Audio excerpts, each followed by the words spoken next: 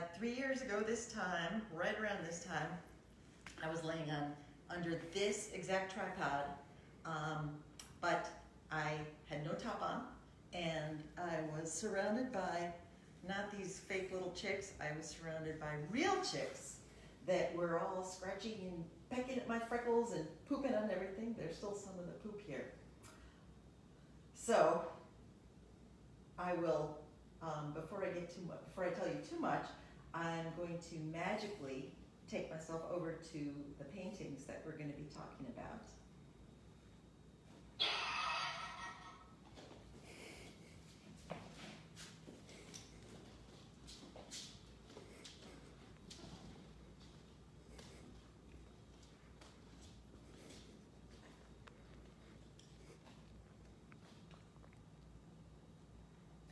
Hello everyone, welcome to Living Figuratively. Last week, in this before time, I told you I would answer some viewer questions, and wouldn't you know it, the number one viewer question was, what the heck was it with that frying pan that came out of the door? So, the clue that I gave you last week was, that request came from his wife. And it's from a 1960s TV show from my childhood. And a couple of the viewers asked the question where this, review came from. It was Paul from Lowell, Norma from Acton, Karina from Tucson, and Kate from St. Louis. All of them wanted to know. But if I've learned anything from the 1960s TV shows that I used to watch, and from watching TV for the past 50 years, is the concept of stay tuned. So, stay tuned. The reveal will be coming soon. All right. Today, though, on Living Figuratively, welcome to Living Figuratively. This is the show that asks the question, why not fill your home with the fascinating faces and figures of people that you don't even know? Why not fill your home with figurative art? Today, I'm going to be talking about a project that is near and dear to my heart and has been for the past 10 years. It is my Chicks with Balls series. For those of you that don't know about it, Chicks with Balls is basically 10 years ago, I started asking my female friends and family, whom I admired greatly, to take off their tops for me and pose holding balls for coverage. So, interestingly enough, many of these women said yes, and not just because they like to have fun and show a little skin. They actually do have literal and figurative balls. They are the unsung heroes of their ordinary Midwestern, sometimes extraordinary, sometimes extraordinarily difficult Midwestern lives. Today I'm going to talk about a portrait set, a Chicks with Balls posing session that happened at the Portrait Society, where the 4 portraits that I'm going to talk about today happened. And it was basically a very fun and kind of crazy serendipitous way that this all came together. I attend the Portrait Society conference every single year. And every year I have occasion to meet some amazing artists, and we all paint people. One particular year, I met Carol, Martha, and Pam. And Carol was the wonderful person who bought one of my Chicks books, which at the time I just had the one, which was for sale at the Portrait Society book table. And I'm always thrilled when one of my Chicks books is for sale at the book table, because it's there alongside some of my idol artists, Rose Franson, Susan Lyons, Bert Silverman, Mary White. It's really a very prestigious thing to have your book out there. So she bought my book and I signed it for her, and she was so taken with the project that she volunteered to pose. So I was like, ka-ching. Carol every year comes to the Portrait Society conference with her 2 BFFs, Martha and Pam, and the 3 of them make it their girls' weekend, for fun and inspiration and everything. So I said, well, since you're coming next year, which we do every year, I said, next year we'll do the posing session. and I'll bring all my photography equipment and bring all my lights and all that. So we set up the date for the following year. One of the things that I do happen to know about Carol, because she's my Facebook friend, is that she raises chickens. I've always had this fantasy painting idea where I want to pose with actual live baby chicks. And so I asked Carol if she might be able to bring some baby chicks, like if she has baby chicks just, being born every once in a while. So I asked her if she might want to bring some of her baby chicks to the following year Portrait Society. I didn't know if that was even a possibility. I was thrilled when she said, sure, yeah, no problem. So the following year, she packed up her chicks in like a heated chick bag, which I guess you can plug into your laptop and keep them warm in the car, because I think chicks need to be warmer than regular people, I guess. And she brought her chicks. She kept them in her hotel room. They actually made the sacrifice of turning down maid service at the hotel so that nobody would discover the chicks.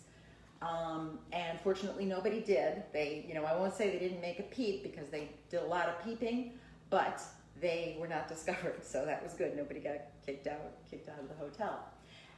Meanwhile, I packed up my truck, loaded up my truck, and brought it down to the hotel as well. I was in Reston, Virginia, so it was a drive for me, which was nice.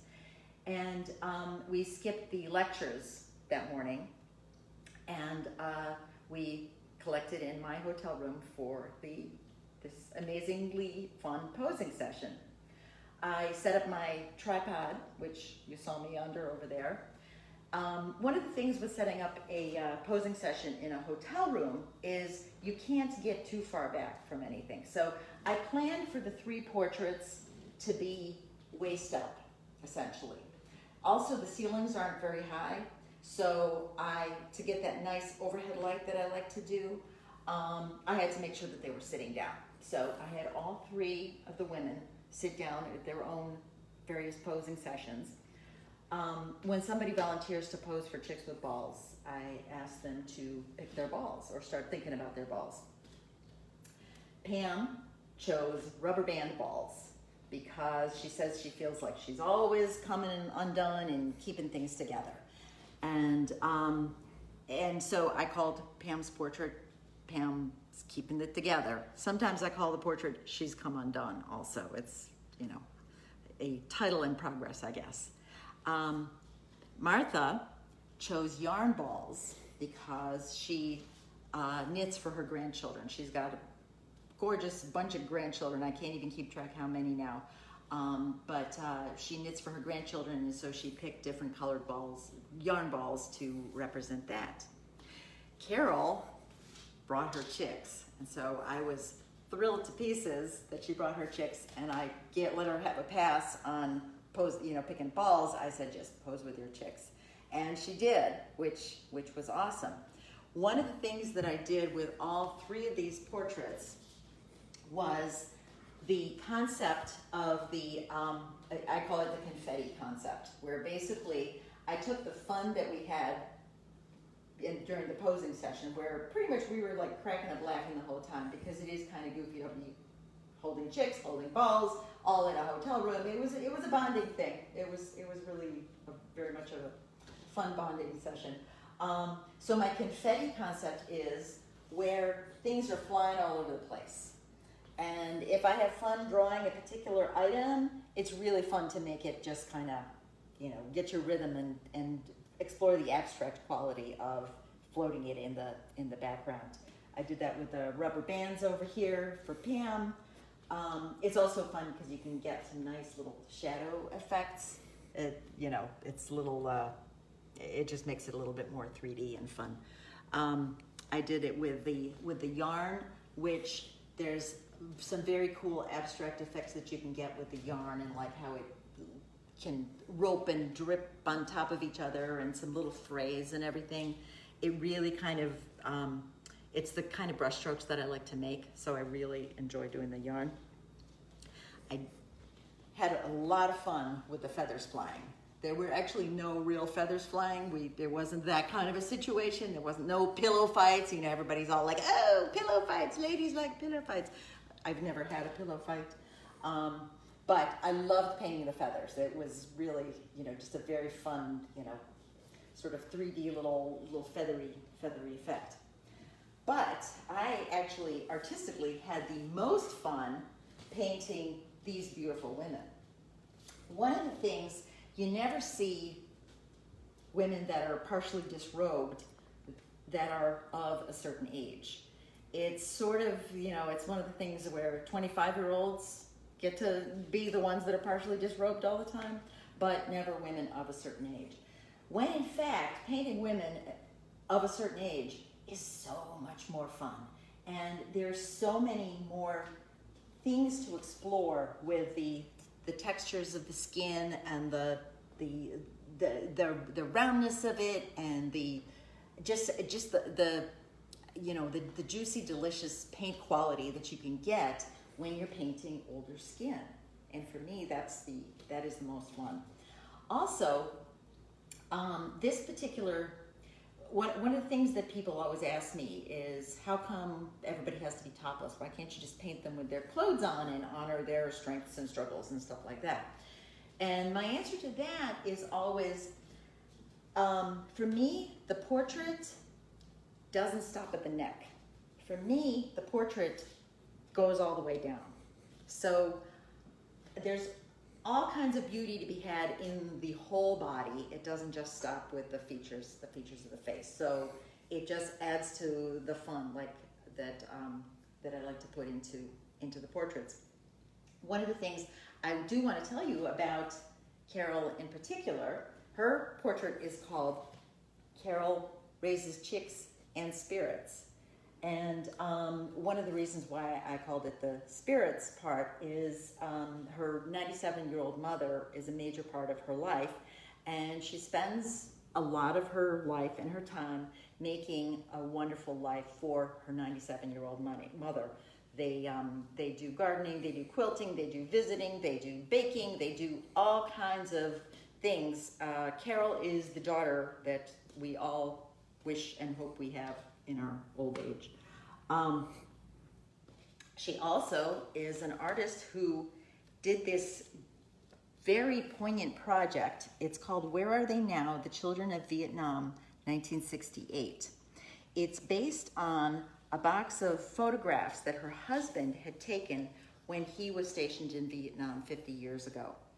And basically what she's done, there are these photographs with groups of children, and she's taken specific children who speak to her and carved out their individual identities, like found their individual humanity instead of just like, here's a group of people that are, you know, suffering from the war that's going on there. And it's really, it's just a very poignant and beautiful book. And this is back here. She's got a portrait of her husband, who was the one that took the original reference photos. So Carol is quite awesome. With my Chicks with Balls project, for those of you that are interested in finding out a lot about it, I do have 2 Chicks with Balls books that I have published. The first one was in 2013, and it contains the first 20 paintings that showed at Bay Arts, where it made its debut.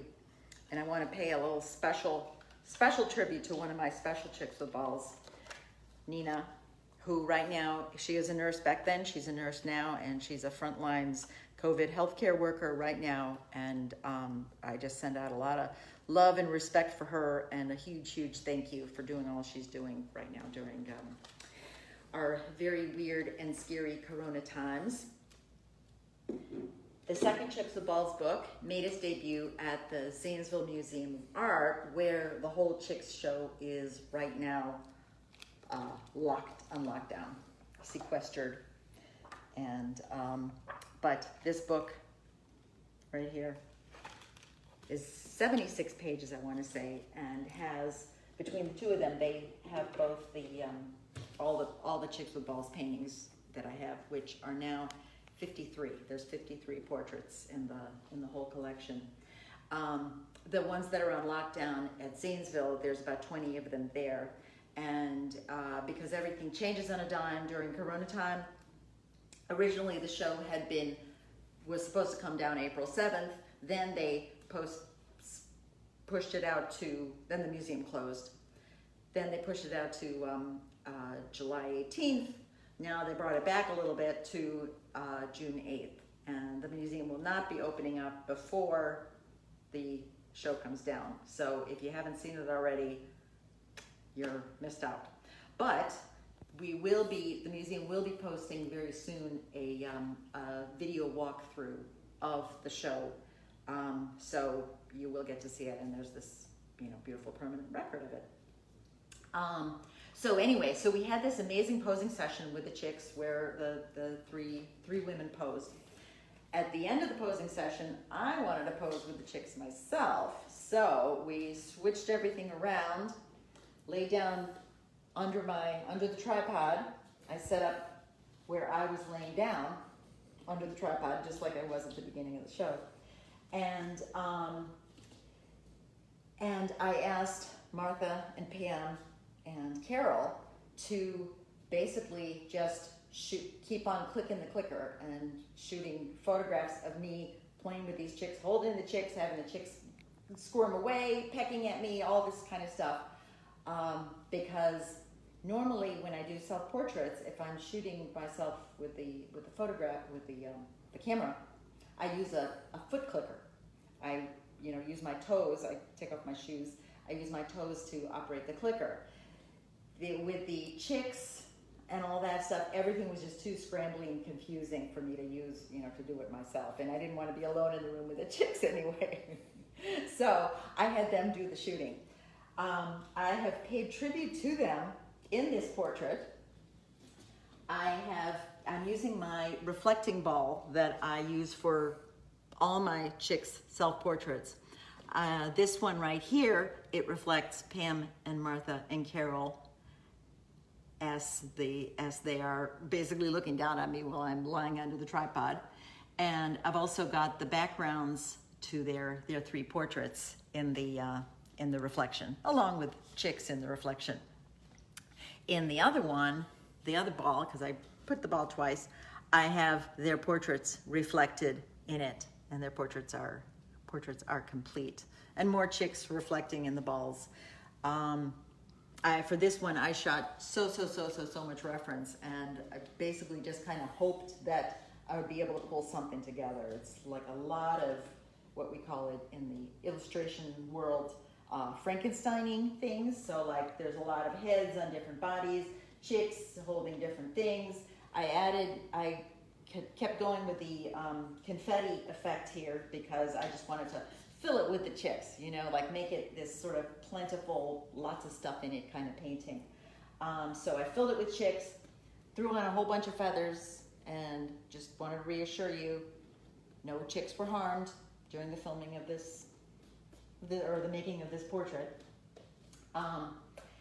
And this portrait has the distinction of being able to be hung all four ways. I've wired it all four ways on the back, and so it can be a horizontal and it can be a vertical, which makes it a little bit super extra fun. Anyway, I do believe that is it. So thank you for joining me for Living Figuratively. Remember that all the pieces that I have here are available on my website as a giclée or as finished paintings, and I am paying 50% of my profits forward into the art community for every sale that I make during these weird Corona times. Uh-oh! Almost forgot about the frying pan. All right, I'm going to tell you now. So basically, here it is. The frying pan, it's from a 1960s TV show where the opening credits begin with Felix Unger. On November 13th, Felix Unger was asked to remove himself from his place of residence. That request came from his wife. She closes the door, and then she opens it back up, and she gives him a frying pan. And if you don't believe me, and you want to see other references to The Odd Couple, go on my website to the online shop and click the Living Figuratively category.